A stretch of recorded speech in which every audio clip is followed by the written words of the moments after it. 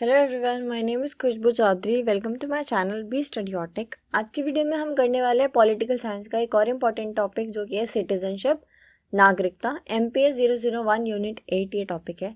Screen पे दिए गए सभी कोर्सेज के लिए वीडियो इंपॉर्टेंट रहने वाली है, तो वीडियो को एंड तक देखिएगा।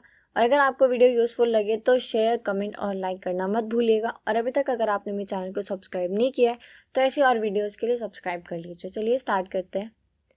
यूनिट 8 सिटीजनशिप में हम क्या क्या चीज़ें पढ़ने वाले हैं। हम सबसे पहले इंट्रोडक्शन देखेंगे, फिर सिग्निफिकेंस, नेचर, कंसेप्ट, क्राइटेरिया क्या है नागरिकता पाने के लिए, सिटीजनशिप पाने के लिए क्या एलिजिबिलिटी क्राइटेरिया होता है, लिबरल और मार्क्स का क्या पर्सपेक्टिव है नागरिकता को लेके, और सिटीजन और पीपल के बीच में क्या डिफरेंस है। स्टार्ट करते हैं इंट्रोडक्शन से। Citizenship means the status of being a citizen of a country. It is generally used as a synonym for nationality because it is a legal status and relation between an individual and a state that entails specific legal rights and duties. देखो, citizenship या नागरिकता का मतलब होता है कि आप एक पर्टिकुलर कंट्री या स्टेट के नागरिक हैं, आप किसी देश या राज्य में रहते हैं और आपको वहाँ की नागरिकता मिली हुई है। मतलब आप जो भी specific legal, political, civil, social rights होते हैं उनको एंजॉय कर रहे हैं। तो ये कह रहे हैं सिटीजनशिप का मतलब होता है कि आपको स्टेटस मिला हुआ है कि आप एक पर्टिकुलर कंट्री के नागरिक हैं, सिटीजन हैं। और इसको जनरली नेशनैलिटी का सिनोनिम लिया जाता है क्योंकि ये एक लीगल स्टेटस होता है एक कंट्री या स्टेट और एक इंडिविजुअल के बीच में। क्योंकि यहाँ पे हमें जो देश है बहुत सारे लीगल राइट्स और ड्यूटीज़ प्रोवाइड करता है ना। लास्ट की क्या कहते हैं, citizenship is the contribution of one's instructed judgement to public good. Last की कहते हैं जो सिटीजनशिप है, नागरिकता है, ये किसी एक के द्वारा लिया गया ऐसा फैसला है जो जनता की भलाई के लिए लिया गया है। Today every person in the world is a citizen of some state और द अदर। कह रहे हैं कि आज के टाइम पे हर व्यक्ति किसी ना किसी राज्य या फिर देश का नागरिक है, सिटीजन है। A citizen, pure and simple, is defined by nothing else so much as by the right to participate in judicial functions and in offices. Aristotle क्या कहते हैं? एरिस्टोटल कहते हैं कि सिटीजन का मतलब बहुत ही प्योर और सिंपल भाषा में कहें तो और कुछ नहीं है, सिर्फ इतना है। अगर आप नागरिक हैं, सिटीजन है, तो आपके पास राइट टू पार्टिसिपेट है कि आप जो इंडिया में जो हमारे जो ऑफिसेज होते हैं या फिर जो जुडिशियल फंक्शंस होते हैं उनमें हम पार्टिसिपेट कर सकें।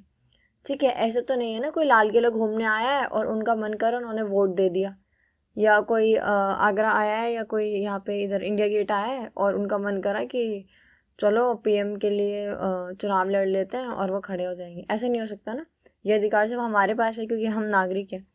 तो प्योर और सिंपल फॉर्म में सिटीजन का मतलब एरिस्टोटल ने क्या बताया है कि आपके पास अधिकार है, आपके पास राइट टू पार्टिसिपेट है कि आप जुडिशियल फंक्शंस में हिस्सा ले सकते हैं। दो तरीके की सिटीजनशिप होती है, एक होती है सिंगल और एक होती है ड्यूअल। ये हम वीडियो में आगे देखेंगे। नेक्स्ट बढ़ते हैं सिग्निफिकेंस, क्या महत्व है। Citizenship is a state of being a citizen of a country or a state. It also give so many rights and liberties to its citizen. देखो, सिटीजनशिप का मतलब हमने पढ़ा है कि आपके पास एक स्टेटस होता है कि आप किसी पर्टिकुलर कंट्री या स्टेट के नागरिक हैं। तो यहाँ पे क्या होता है, हमें बहुत सारे राइट्स और लिबर्टीज मिलती है। ठीक है, हम जिस भी कंट्री के नागरिक होते हैं वो हमें कुछ स्पेशल राइट्स और लिबर्टीज प्रोवाइड करते हैं। जैसे कि it gives the right to vote in elections and only a citizen can hold any constitutional post of the country like the president, governor and जजेस एक्सेट्रा। ये कह रहे हैं कि देखो, जब हम सिटीजन होते हैं तो हमारे पास राइट टू वोट होता है। ठीक है, वोट देने का अधिकार होता है। और जो बड़ी बड़ी पोस्ट होती है जैसे कि प्रेसिडेंट, प्राइम मिनिस्टर, गवर्नर, जजेस एक्सेट्रा, ये सिर्फ उस देश के नागरिक को ही मिलती है। दूसरे देश का कोई नागरिक आके इनमें हिस्सा नहीं ले सकता है। It give us legal and political rights which citizen enjoy under the protection of state. ये कह रहे हैं हमें, अगर हम सिटीजन है तो हमें राइट टू वोट तो मिलता ही है, उसके साथ लीगल और पॉलिटिकल राइट्स भी मिलते हैं जिन्हें हम एंजॉय करते हैं बिना किसी टेंशन के, क्योंकि उनकी प्रोटेक्शन कौन कर रहा होता है, हमारा state. Duties with citizen render to the state including the duty to promote general welfare. General welfare के लिए हमें बहुत सारी ड्यूटीज भी मिलती हैं, कर्तव्य भी मिलते हैं, हमें भी और स्टेट को भी। नेक्स्ट है सिटीजनशिप हैज 4 मेन कंपोनेंट। देखो, सिटीजनशिप के ना इन्होंने 4 मेन कंपोनेंट्स बताए हैं। पहला है ह्यूमन राइट्स। जब हम किसी देश के नागरिक होते हैं तो हमारे पास ह्यूमन राइट्स होते हैं, हमारे अधिकार होते हैं। रिस्पॉन्सिबिलिटी होती है, जब हम किसी देश के नागरिक हैं ना तो उस देश की रिस्पॉन्सिबिलिटी हम है, वो देश हमारे बारे में सोचेगा, और हमारी रिस्पॉन्सिबिलिटी वो देश है, हम उस देश के बारे में सोचेंगे। अगला है पार्टिसिपेशन। हम वोट दे रहे हैं या फिर हम इलेक्शन में लड़ रहे हैं या हम गवर्नमेंट के किसी फैसले को सपोर्ट कर रहे हैं, तो ये पार्टिसिपेशन ही तो है। और अगला है आइडेंटिटी, हमें एक पहचान मिलती है। जैसे कि हम कहीं बाहर जाते हैं तो फिर वहाँ पे हमें बोलते हैं ना, अच्छा अच्छा ये तो भारत से आए हैं, इनका तो देखो कितना रिच कल्चर है, कितनी लोगों में भाईचारा है, कितने अच्छे से रहते हैं, कितने अलग अलग, मतलब कितनी डाइवर्सिटी है फिर भी यूनिटी है। तो सिटीजनशिप के 4 मेन कंपोनेंट्स बताए गए हैं। पहला, जब अगर हम नागरिक हैं, सिटीजन है, तो हमें ह्यूमन राइट्स मिलते हैं। दूसरा, रिस्पॉन्सिबिलिटीज़ मिलती हैं। तीसरा, हम पार्टिसिपेट कर सकते हैं गवर्नमेंट के किसी भी फंक्शन वगैरह में। और नेक्स्ट है आइडेंटिटी, पहचान मिलती है। It provides a person with an identity so that people can work with the government rather than against them. By becoming citizen of a country people are agreeing to follow the laws of country. जब हम किसी देश के नागरिक होते हैं ना, तो वहाँ पे हमारी रिस्पॉन्सिबिलिटी है, जिम्मेदारी है कि सरकार जो भी फैसला ले रही है या कानून बना रही है, हम उसको सपोर्ट करें, ना कि हम उसका विरोध करें। और क्योंकि जब हम नागरिक होते हैं ना, तो हमारे ऊपर भी थोड़ी रिस्पॉन्सिबिलिटी होती है, हमें भी पार्टिसिपेशन करना होता है, जैसे वोट देना होता है सब। तो वहाँ पे हम क्या करते हैं, हम सरकार के हित में चलते हैं, हम सरकार के मतलब जो डिसीजंस हैं उनको फॉलो करते हैं। नेक्स्ट देखते हैं nature. We can consider citizenship as a membership of a political community with certain rights and obligations we shared in common. देखो, सिटीजनशिप का नेचर कुछ ऐसा होता है कि जब हम किसी देश के नागरिक होते हैं ना, तो इसका मतलब होता है कि अब हम सिर्फ एक देश के नहीं, हम एक पॉलिटिकल कम्युनिटी के मेंबर बन गए हैं, जहाँ पे हमें कुछ राइट्स और ऑब्लिगेशन जो कि हम सब आपस में शेयर करते हैं। क्योंकि जब हम किसी देश के नागरिक होते हैं ना, तो हमारे पास बहुत सारे, हमने अभी पढ़ा था ना, लिबर्टीज़ मिलती हैं, लीगल राइट्स मिलते हैं, ऑब्लिगेशंस, कुछ हमारे कर्तव्य होते हैं, ड्यूटीज़ होती हैं, ये सब हमको हम सबको मतलब मिलती है। The fact that one in a citizen gives access to many rights which aliens do not enjoy. अब यहाँ पे वो वाले एलियन मत समझ लेना जो ऊपर से आ रहे हैं, है ना। एलियंस का मतलब होता है जो दूसरे देश से आए हैं। जैसे कि मैंने एग्जाम्पल दिया था वो रेड फोर्ट वाला, कि कोई रेड फोर्ट घूमने आया है और उसी दिन वोटिंग चल रही है, तो फिर वो उनका मन करा कि चलो भाई हम भी वोट दे देते हैं। ऐसे नहीं हो सकता ना। उसके लिए पहली चीज़ क्या होती है, आप 18+ होनी चाहिए। दूसरा, आप सिटीज़न होने चाहिए, नागरिक होने चाहिए, मतलब आपके पास वोटर ID कार्ड और आधार कार्ड होनी चाहिए, जो जो हमारी क्या दिखाता है, हमारी आइडेंटिटी प्रूफ होता है कि हाँ हम इस देश के नागरिक हैं। तो ये कह रहे हैं, जब हम सिटीजन होते हैं तो हम बहुत सारी राइट्स और लिबर्टीज़ को एंजॉय करते हैं जो कि एलियंस को नहीं मिलती हैं। Citizenship rights are universal in the sense that they are given to all citizen and all relevant respects. ये कह रहे हैं कि जो सिटीजनशिप राइट्स होते हैं ना, वो यूनिवर्सल कंसेप्ट होता है, क्योंकि वो सबको मिलता है। यहाँ पे कोई डिस्क्रिमिनेशन नहीं होता कि किसी के धर्म को लेके, जाति को लेके, रंग रूप को लेके, हाइट को, एज को, जेंडर को, इन सबको देख के आपको राइट्स नहीं मिलते हैं या नागरिकता नहीं मिलती है। यहाँ पे सभी को समान, अगर जो भी मतलब एलिजिबिलिटी क्राइटेरिया आप उसको फुलफिल करते हो, तो वहाँ पे आप सभी को नागरिकता मिलेगी in all relevant respects. Citizenship is supposed to be insulated from class and participation in public life. Citizenship can be divided into 3 dimensions: civil, political, social. अब हम देखेंगे सिटीजनशिप को 3 डायमेंशंस में बांटा गया है, जो कि है सिविल, पॉलिटिकल और सोशल। पहली है civil dimension. The civil dimension is composed of the rights necessary for individual freedom such as liberty of the person, freedom of speech, thought and faith, the right to own personal property. Court of justice are also associated with civil rights. In the economic field, the basic civil right is right to work and the right to follow the occupation of one's choice. ये कह रहे हैं, जब हम civil dimension की बात करते हैं, सिविल सिटीजनशिप की बात करते हैं, यहाँ पे ना हमें बहुत सारे राइट्स मिलते हैं। जैसे कि हमारे पास राइट टू लिबर्टी होता है, फ्रीडम ऑफ स्पीच होता है। और यहाँ पे मैंने आपको पहले भी बताया है कि जब हम फ्रीडम ऑफ स्पीच की या थॉट की या फेथ की बात करते हैं, तो इसका मतलब होता है कि आप अपनी पर्सनल लिबर्टी को एंजॉय करें, लेकिन दूसरी की जो लिबर्टी है उसको हार्म ना करें। तो आपके पास फ्रीडम है तो आप अच्छा बोलें, ऐसा ना बोलें जिससे कोई डिस्प्यूट पैदा हो, कोई मैटर बने। तो सिविल डायमेंशन के अंदर हमें बहुत सारी फ्रीडम ऑफ स्पीच मिलती है, थॉट एंड फेथ मिलता है, हम अपनी पर्सनल प्रॉपर्टी ऑन कर सकते हैं, ये हमें राइट मिलता है। कोर्ट ऑफ जस्टिस जो है वो भी एक सिविल राइट्स में ही हमारे आता है। इन द इकोनॉमिक फील्ड में देखा जाए तो हमें राइट टू वर्क मिलता है और हम अपनी मर्जी से अपना ऑक्यूपेशन चूज़ कर सकते हैं। ऐसा नहीं है कि आपको बनना कुछ टीचर है लेकिन आपको सरकार कहेगी नहीं हम तो आपको डॉक्टर बनाएंगे, ऐसा तो नहीं होता ना। हमारे पास सिविल राइट है, हमें जो बनना है हम वो बनेंगे, ठीक है। नेक्स्ट है पॉलिटिकल। तो सिविल राइट्स में हमें क्या मिला था, हम यहाँ पे कोर्ट ऑफ जस्टिस की बात करते हैं, थॉट की, फेथ की, फ्रीडम ऑफ स्पीच की, लिबर्टी की, जो चाहे वो ऑक्यूपेशन और काम करने की आज़ादी हमें मिलती है।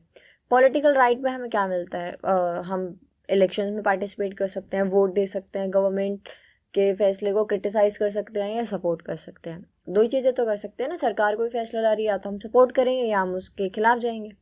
सो कह रहे हैं the political dimension consist of the right to participate in exercise of political power as a member of body, it gives the right to vote, to seek and support political leadership etcetera. जब हम political dimension की बात करते हैं तो यहाँ पे क्योंकि हम ये जो एक पॉलिटिकल बॉडी होती है इसके मेंबर होते हैं, तो हमें बहुत सारे अधिकार मिलते हैं, जैसे कि राइट टू वोट, और हम इलेक्शंस में खड़े हो सकते हैं, या फिर नहीं खड़े होना तो जो खड़े हैं इलेक्शंस में उनको सपोर्ट कर सकते हैं, सरकार के फैसले को सपोर्ट कर सकते हैं। ठीक है, नेक्स्ट मिलता है हमें सोशल, जो हमारे राइट्स होते हैं। The social dimension consist of whole range of claims involving a degree of economic welfare and security, the right to share in the full social heritage. The social dimensions also involves the right to culture, which entitles one to pursue a way of life distinctive to oneself. जब हम social की बात करते हैं तो हम culture की बात करते हैं, सोशल हेरिटेज की बात करते हैं, इकोनॉमिक वेलफेयर, सिक्योरिटी, इन सब की बात करते हैं। देखो, हम किसी देश के नागरिक हैं तो वहाँ पे हमें पूरी आज़ादी है कि हम जो चाहें उस धर्म को अपना सकते हैं, हम उसको फॉलो कर सकते हैं। आप देखिए, जैसे हम भारत को ही देख लें तो ऐसा तो नहीं है ना कि हम भारत में रहते हैं, यहाँ पे अगर हम मतलब हिंदूज़ की मेजॉरिटी है तो यहाँ पे जो भी बाकी कम्युनिटी के लोग हैं उन्हें फोर्स किया जाता हो कि नहीं, तुम्हें भी हिंदू धर्म या सनातन धर्म अपनाना पड़ेगा। ऐसा तो नहीं होता, मुस्लिम्स भी हैं, सिख भी हैं, ईसाई भी हैं, पारसी भी हैं, हिंदू भी हैं, सब हैं। तो क्योंकि सब देश के नागरिक है, सबके पास सोशल राइट है कि वो जिस चाहें उस धर्म को अपना सकते हैं, सबके पास सिविल राइट है। ठीक है, ये 3 डायमेंशंस थी सिटीजनशिप में जो हमें मिलती हैं, राइट्स मिलते हैं। नेक्स्ट है trace the development of the concept of citizenship. अब देखते हैं कि सिटीजनशिप आया कहाँ से है, इसकी जड़ कहाँ से है। The concept of citizenship first arose in towns in cities states of ancient Greece, where it generally applied to property owners but not to women slave or the poorer member of community। ये कह रहे हैं कि जो citizenship का concept है ना, ये एंशियंट ग्रीक सिटी के टाइम से आया है। तो वहाँ पे हमने पहले भी पढ़ा है, शायद जस्टिस वाले चैप्टर में हमने देखा था कि पहले के टाइम पे क्या होता था, जो ग्रीक सिटी स्टेट्स होते थे ना, यहाँ पे जो सिर्फ प्रॉपर्टी ऑनर्स होते थे, जो अमीर होते थे, जिनके पास पैसा होता था, ज़मीन होती थी, उन्हें ही सिर्फ नागरिक का दर्जा मिलता था, बाकी नहीं मिलता था।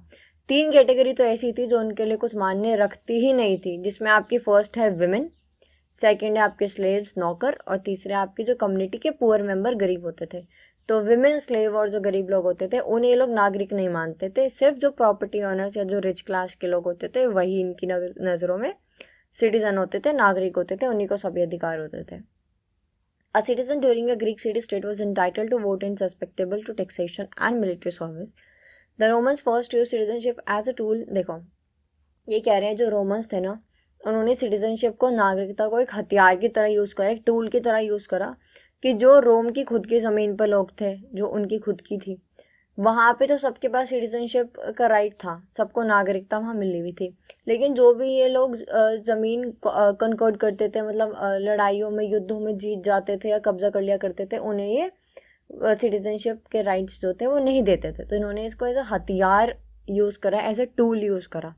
इन the centre ages the concept of national citizenship virtually disappeared in Europe and was replaced by a system of feudal rights and obligations। लेकिन यूरोप में सेंट्रल एजेस के टाइम पे क्या हुआ, ये जो नेशनल सिटीजनशिप का कंसेप्ट था ना, ये एकदम डिसअपियर्ड हो गया, और अब इसकी जगह किसने ले ली थी, system of feudal rights and obligations. अब जो थे सिटीजनशिप से ज़्यादा महत्व दिया जाने लगा था कर्तव्य और अधिकारों को।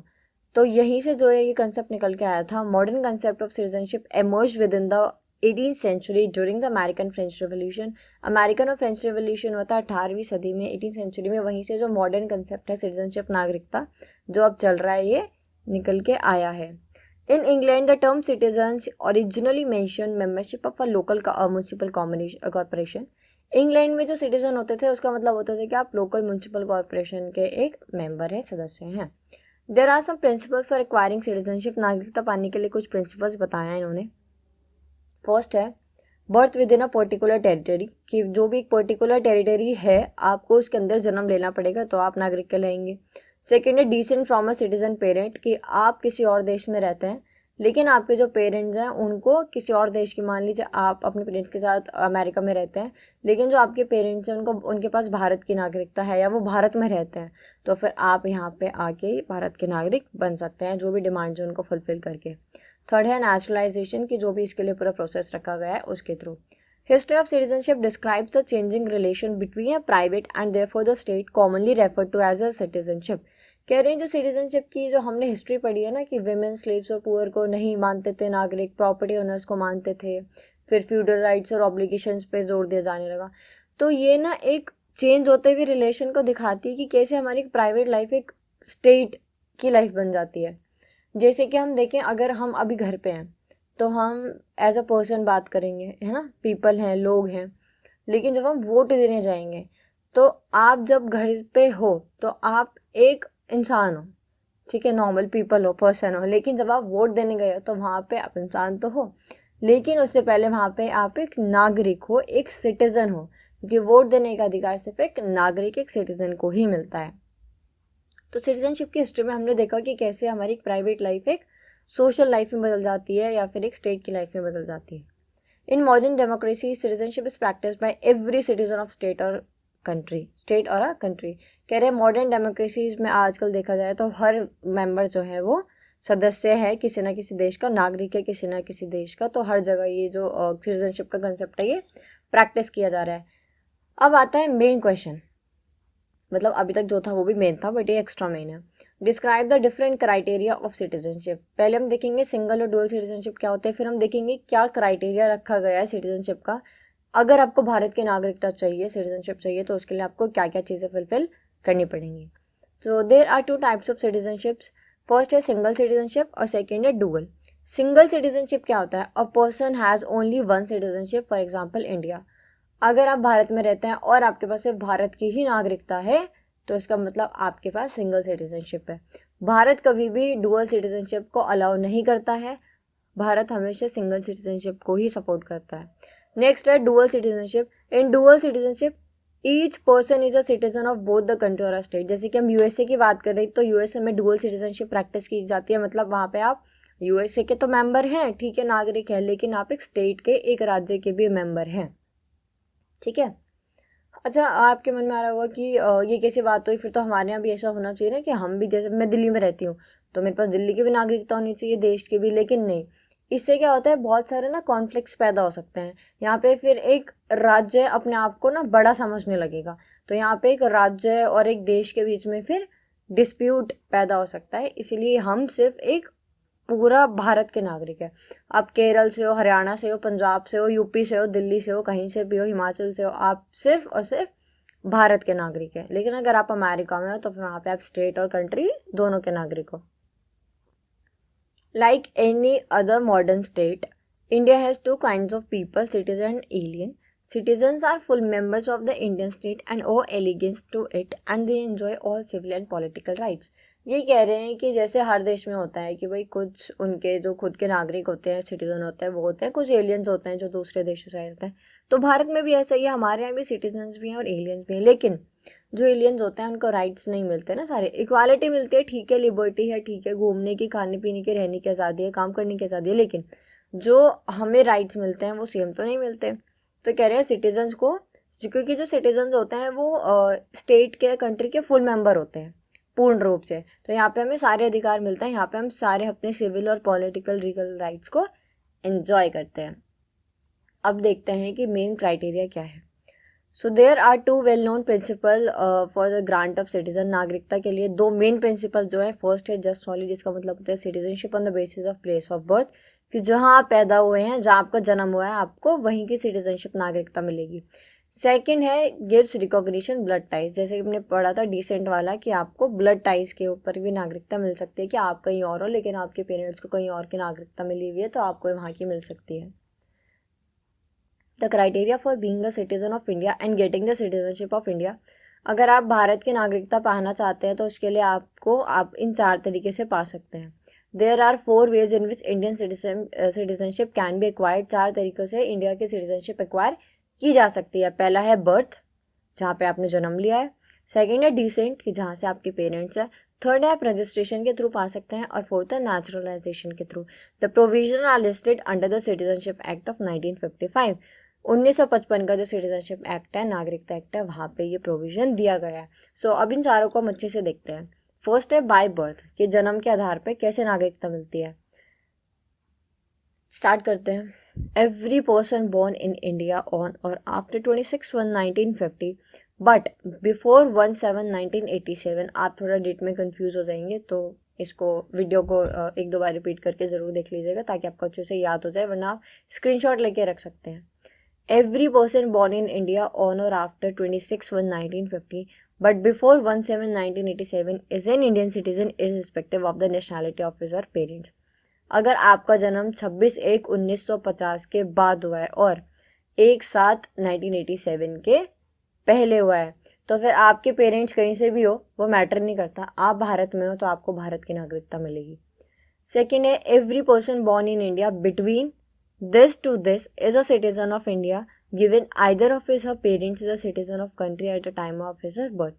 अगर आप 1/7/1987 से लेके 2/12/2004 के बीच में पैदा हुए हैं तो, और लेकिन आप कहीं और रहते हैं, तो आपको दिखाना पड़ेगा कि आपके जो पेरेंट्स हैं उनमें से कोई भी जो है वो भारत से बिलोंग करते हैं, उनके पास भारत की नागरिकता है।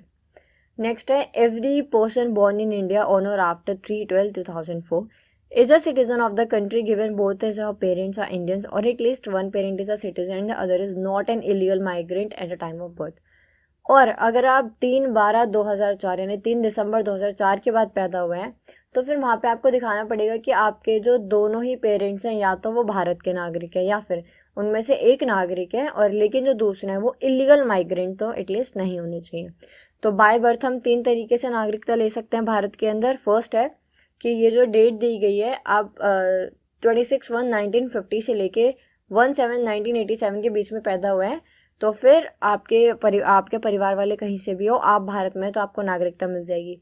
सेकेंड है कि अगर आप 1/7/1987 से लेके 2/12/2004 तक पैदा हुए हैं तो आपको दिखाना पड़ेगा कि आपके जो पेरेंट्स हैं वो भारत के नागरिक हैं। और थर्ड में अगर आप 3/12/2004 के बाद पैदा हुए हैं तो फिर आपको दिखाना पड़ेगा कि आपके जो दोनों पेरेंट्स हैं वो इंडिया से हैं, उनको भारत की नागरिकता मिली हुई है, या फिर एक को नागरिकता मिली है लेकिन दूसरा एज एलियन ले सकते हैं, लेकिन बस इलीगल माइग्रेंट नहीं होना चाहिए, क्योंकि हाँ तो वो चीज़ ही इलीगल है तो फिर आपको लीगल सिटीजनशिप कैसे मिल सकती है। सेकेंड है बाय डिसेंट। अब तक हम देख रहे थे कि आपने भारत के अंदर जन्म लिया है तो आपको सिटीजनशिप कैसे मिलेगी। अब हम देखेंगे आपने भारत के बाहर कहीं जन्म लिया है तो कैसे मिलेगी।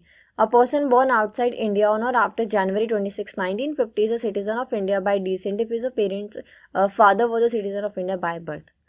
अगर आपका जन्म 26 जनवरी 1950 के बाद किसी भी दुनिया में किसी भी देश में हुआ है, दुनिया के किसी भी देश में हुआ है, लेकिन आपके जो फादर हैं वो इंडियन सिटीजन है, उनके पास भारत की नागरिकता है, तो आपको भी मिल सकती है। सेकेंड है person born outside India on or after December 10, 1992 but before December 3, 2004 if either is parent was a citizen of India by birth. लेकिन अगर आप December 10, 1992 से लेके 3 December 2004 तक के बीच में आपको जन्म हुआ है तो आपको दिखाना पड़ेगा कि आपके जो कोई भी पेरेंट है उनके पास भारत की सिटीजनशिप है, नागरिकता है। लास्ट नेक्स्ट है if a person born outside India on or after 3 December 2004 has to acquire citizenship, his or parents have to declare that the minor does not hold a passport of any another country and his or birth is registered at an Indian consulate within 1 year of birth। Next है अगर आपका जन्म 3 दिसंबर 2004 के बाद किसी भी देश में हुआ है और आप चाहते हैं आपको भारत की नागरिकता मिले, तो आपको दिखाना पड़ेगा कि आपके जो पेरेंट्स हैं उनके पास भारत की नागरिकता थी या है, और आप जब माइनर थे या फिर जब आप पैदा हुए थे उसके 1 साल के अंदर अंदर इंडियन कंसल्टेट के अंदर आपका नाम लिखवा दिया गया, रजिस्टर करा दिया गया, और आपके पास उस देश का जो सिटीजनशिप राइट है वो नहीं है, आप उस देश के नागरिक नहीं है। मान लीजिए आप अपनी फैमिली के साथ अमेरिका में रहते हैं, आपकी फैमिली के पास इंडिया का सिटीजनशिप है लेकिन आपके पास नहीं है, लेकिन जब आप पैदा हुए थे तो आपकी फैमिली ने 1 साल के अंदर अंदर इंडियन कंसल्टेट में आपका नाम रजिस्टर करा दिया था और आपको अमेरिका का भी पास वो नहीं सिटीजनशिप नहीं दिलवाई थी, तो आप यहाँ के नागरिक बन सकते हैं। नेक्स्ट है बाय रजिस्ट्रेशन। अब तक देख रहे थे हम बाय बर्थ, इंडिया में पैदा हुए हैं, जन्म लिया है तो कैसे नागरिकता मिलेगी, इंडिया के बाहर हुआ है तो कैसे। अब देखते हैं रजिस्ट्रेशन से कैसे मिलेगी। A person of Indian origin who has been a resident of India for 7 years before applying for registration. अगर आपको इंडियन सिटीजनशिप के लिए रजिस्टर करना है तो उससे पहले आपको यहाँ पे 7 साल रहना पड़ेगा। अ person of Indian origin who is a resident of any country outside undivided India, कि आप इंडियन ओरिजिन से हो या नहीं हो, मतलब आप अनडिवाइडेड इंडिया के बाहर से होने चाहिए। A person who is married to an Indian citizen and is ordinarily resident for 7 years before applying for registration. आप जब भी रजिस्ट्रेशन करवा रहे हैं सिटीजनशिप के लिए लेकिन आपने किसी भी इंडियन सिटीजन के साथ शादी कर ली, तब भी आपको 7 साल रहना पड़ेगा रजिस्ट्रेशन अप्लाई करने से पहले। नेक्स्ट है minor children of people who are citizen of India. तो रजिस्ट्रेशन आप कैसे करा सकते हैं, या तो आप माइनर चिल्ड्रन हैं और आपके जो पेरेंट्स हैं वो यहाँ से बिलोंग करते हैं, या फिर आपने किसी के साथ जो भारत से ही, आप कनाडा से हो, आपने शादी कर ली जो भारत से हैं, तो भी आपको 7 साल रहना पड़ेगा। या फिर आप यहाँ पढ़ने लिखने आए थे या कैसे भी घूमने फिरने, तो आप 7 साल रहोगे तो आपको नागरिकता मिल जाएगी। नेक्स्ट है naturalisation. A person can acquire citizenship by naturalization if he or she is ordinarily resident of India for 2 years and fulfill all qualifications in the third schedule of Citizenship Act। हमने देखा था जो 1955 citizenship act है, third schedule के अंदर, sorry, तो वहाँ पे अगर आपको इंडिया की सिटीजनशिप नागरिकता एक्वायर करनी है तो आपको 2 साल के लिए यहाँ रहना पड़ेगा, और जो भी क्वालिफिकेशंस मांगी गई हैं थर्ड शेड्यूल के अंदर वो आपको फुलफिल करनी होगी। नेक्स्ट है the act does not provide for dual citizenship और डुअल नेशनैलिटी। जैसे कि मैंने आपको पहले ही बताया था, भारत में सिंगल सिटीजनशिप दी जाती है, डुअल नहीं दी जाती है, ना ही इंडिया उसको सपोर्ट करता है या अलाउ करता है। It only allow citizenship for a person listed under the provision above. तो आप 4 ही तरीके से इंडिया की सिटीजनशिप पा सकते हैं। पहला हमने देखा by birth, second by decent, third by registration और फोर्थ नेचुरलाइजेशन। आई होप आपको क्लियर हो गया होगा कि आपको अगर इंडिया की सिटीजनशिप चाहिए तो वो आपको कैसे मिलेगी। नेक्स्ट है examine the various perspective of citizenship. नागरिकता को लेके लिबरल क्या कहते हैं और मार्क्सवादी क्या कहते हैं, देखते हैं। T.H. Marshall has added to the value of the citizenship. According to him, the concept of citizenship forms a bundle of rights and privileges to the social movements. T.H. Marshall citizenship नागरिकता में कुछ value add करते हुए कहते हैं कि उनके according, उनके हिसाब से जो नागरिकता का कंसेप्ट है, सिटीजनशिप का कंसेप्ट है, ये आपको एक बंडल ऑफ राइट्स और प्रिविलेजेस देता है। अगर आपको नागरिकता मिलती है तो आपके साथ भर भर के जो आपके लीगल राइट्स हैं, सोशल राइट्स हैं, सिविल राइट्स हैं, पॉलिटिकल राइट्स हैं, ऑब्लिगेशंस हैं, ये सब आपको ड्यूटीज़ मिलते हैं। In his view citizenship is a great equalizer which promotes equality and harmony in society. देखो, इनकी नज़रों में जो सिटीजनशिप है, नागरिकता है, वो एक बहुत बड़ा ना इक्वलाइजर का काम करता है, क्योंकि यहाँ पे ये प्रमोट करती है, सिटीजनशिप प्रमोट करती है इक्वालिटी को। जैसे कि हमने देखा था, आपके धर्म को, जाति को, रंग रूप को, है ना, जेंडर, कास्ट, क्रीड, रिलीजन, इन सबको देख के नहीं आपको सिटीजनशिप मिलती, क्वालिफिकेशन से जो एलिजिबिलिटी क्राइटेरिया है उसको फुलफिल करने पे मिलती है। तो इससे क्या होती है, इक्वालिटी बढ़ती है, इक्वालिटी प्रमोट होती है और सोसाइटी में हार्मनी और पीस, शांति, प्रेम भाव बना रहता है। According to Marshall, citizenship does not imply only the membership of state but the full membership of community। देखो, यहाँ पे जो टी.एच. मार्शल है वो कहते हैं कि यहाँ पे जो सिटीजनशिप है ना, वो सिर्फ एक स्टेट का काम नहीं होता। यहाँ पे आप एक स्टेट के मेंबर नहीं बनते, आप यहाँ पे एक पूरी कम्युनिटी के मेंबर मिलते हैं, आपको पूरी कम्युनिटी की मेंबरशिप मिलती है। Citizenship is a status that elevates a person to avail the equal rights and duties, liberties and constraints and power and responsibility। जैसे कि इन्होंने कहा था कि सिटीजनशिप का जो कंसेप्ट है उसमें आपको बंडल ऑफ राइट्स और प्रिविलेजेस मिलते हैं। तो ये कह रहे हैं कि जब आपको सिटीजनशिप का स्टेटस मिल जाता है, सिटीजन का स्टेटस मिल जाता है, तो आपको हर एक व्यक्ति को, हर एक पर्सन को इक्वल राइट्स मिलते हैं, समान अधिकार मिलते हैं, ड्यूटीज़, कर्तव्य मिलते हैं, लिबर्टी, आज़ादी मिलती है, कुछ पावर, शक्तियाँ, रिस्पॉन्सिबिलिटी, कर्तव्य, ये सभी चीज़ें सबको मिलती है। नेक्स्ट है Marshall categorize the right of citizenship under 3 categories. अभी जो हमने पढ़ा था ना, जो सिविल, पॉलिटिकल और सोशल राइट्स के डायमेंशंस थे, वो किसने दिए हैं, वो मार्शल ने ही कैटेगराइज किए हैं, ताकि और अच्छे से वो नागरिकता को, सिटीजनशिप को लोगों को समझा सकें। लेकिन जो गिडेंस हैं वो मार्शल से थोड़े अलग है। मार्शल ने जोर दिया है स्टेट के ऊपर कि स्टेट हमें देता है, ठीक है, सिटीजनशिप, लेकिन गिडेंस थोड़े से अलग है। वो मार्शल को क्रिटिसाइज करते हुए कहते हैं, Giddens believes that It is people's struggle, not the beneficent hand of state, which has been instrumental in the achievement of the citizenship rights. तो गिडेंस का मानना है कि ये लोगों का स्ट्रगल है, जनता ने बहुत स्ट्रगल करा है, बहुत सारे सोशल मूवमेंट्स हुए हैं ये पाने के लिए. तो सिर्फ ऐसा नहीं कह सकते कि सरकार ने एक हाथ रखा आपके सर पे कि आप बन गए सदस्य. नहीं, बहुत स्ट्रगल किए गए हैं इसके लिए, है ना. अगर अभी भी देखा जाए, अगर आप बाय बर्थ भी हैं, बाय डिसेंट हैं, नेचुरलाइजेशन या रजिस्ट्रेशन, कैसे भी आप नागरिक बनते हैं, फिर भी कितने सारे पेपर्स इकट्ठे करने हैं, कितने चक्कर लगाने पड़ेंगे और सारा जो है डिमांड्स फुलफिल करनी पड़ेंगी. तो स्ट्रगल ही तो है लोगों का. He also believes that the people did many struggle in social movements to achieve their citizenship. Giddens कहता है लोगों ने बहुत सारे स्ट्रगल्स और सोशल मूवमेंट्स करे हैं सिटीजनशिप को एक्वायर करने के लिए. नेक्स्ट देखते हैं मार्क्स पर्सपेक्टिव. तो देखो मैं शॉर्ट में बता देती हूँ पहले. मार्क्स ने स्पेशली नहीं सिटीजनशिप को लेके कुछ कहा है. मार्क्स की जो थ्योरी है स्टेट और सोसाइटी को लेके, वहीं से हमने थोड़ा पर्सपेक्टिव लिया है. जैसे कि देखते हैं, दो Marxist tradition do not mention directly the concept of citizenship. Directly इन्होंने कोई कंसेप्ट नहीं दिया है नागरिकता का. It is reflected in the Marxian theory of state and society. जो मार्क्स की थ्योरी है स्टेट और सोसाइटी को लेके, वहीं से ये लिया गया है. The Marxian concept of state reflects the class bias as existing in society. देखो मार्क्स हमेशा बात करते हैं सोशलिज्म, कम्युनिज्म और जो क्लास बायस होता है ना समाज के अंदर. मार्क्स क्या कहते हैं, समाज के अंदर, सोसाइटी के अंदर, स्टेट के अंदर दो क्लास हैं जो कि बायसनेस दिखाती हैं. पहला है रिच क्लास या अपर क्लास, जो जिसको लेके स्टेट बायस रहता है. और अनफेयर किसके साथ होता है, जो पुअर क्लास है या जो लोअर क्लास है. According to Marxism, the method and mode of production determine the nature and function of state or any institution in society. This method and mode has been creating the vertical division in human society.